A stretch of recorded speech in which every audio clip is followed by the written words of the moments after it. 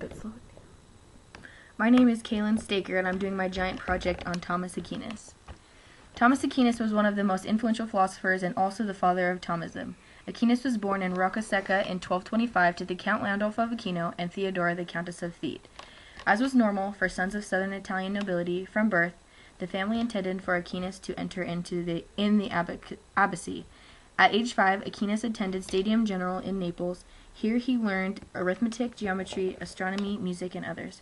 While attending this school, he was privileged to meet Aristotle, Averroes, and Maimonides.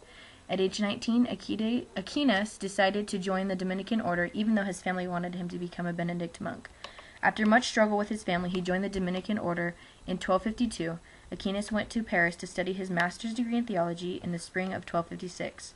In the spring of 1256, Aquinas was appointed Regent Master of Theology at Paris. In 1262, Aquinas was assigned to be the Regent Master of the University of Paris. In 1272, the Dominicans asked Aquinas to establish a Stadium General wherever he pleased. He chose his native home, Naples, and became the Regent Master. According to some, Christ spake to Thomas. After the event, Aquinas refused to dictate. He stated that everything seemed like straw to him. In 1274, he fell ill and passed away. Aquinas believed that man can teach each other. He related this a lot to religion and the teaching of his congregation.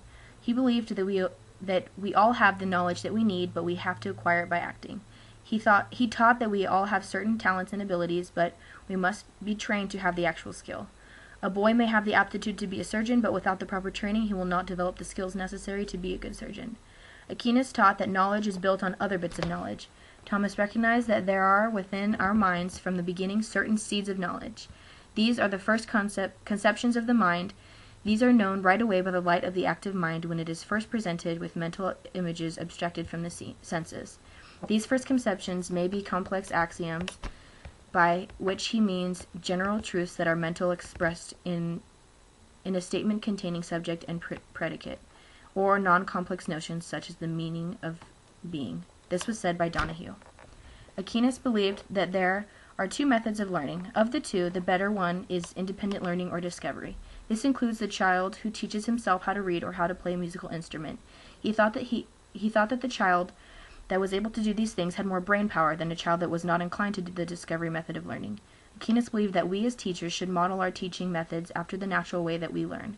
He taught that the natural process of learning happens when we apply something we just learned to something that we already know.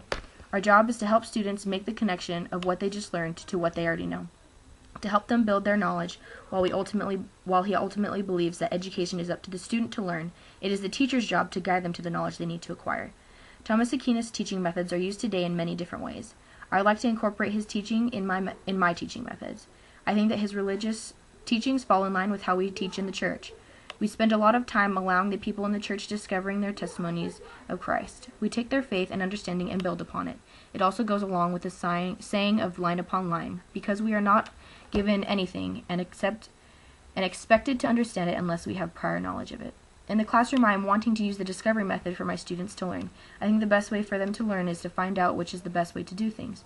In PE methods, we were required to find different ways to teach the subject at hand. I helped the other future teachers figure out ways to help their students learn the best way to do things. I had them learn the long jump, and I split them off in different groups, and they had to find the best way to jump.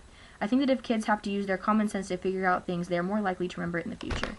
Also, along with Aquinas' methods, children learn the best through experience. Anyone can read many books about how to garden and the best way to grow plants, but you can't truly know how to plant a garden until you actually do it. This can be applied in teaching. The students can read many books and never truly understand the concepts until they do it through experience.